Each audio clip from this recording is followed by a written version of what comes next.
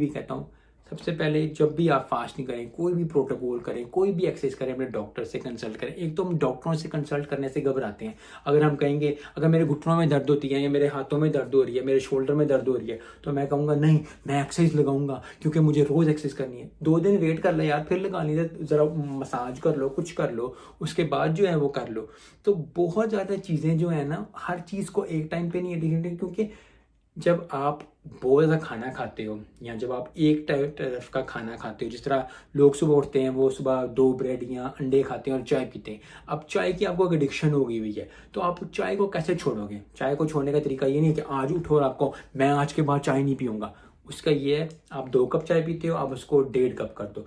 थोड़ी सी चाय मिलो, किसी को दे दो, किराना में इम्पोर्टेंट अच्छा नहीं समझता, फूड को ज़ाया कभी नहीं करना चाहिए। कोई भी बात हो आप सेव कर लें, ज़ाया मत करें, जानवरों को डाल दें प्लीज़, अगर कोई देख रहा है मुझे।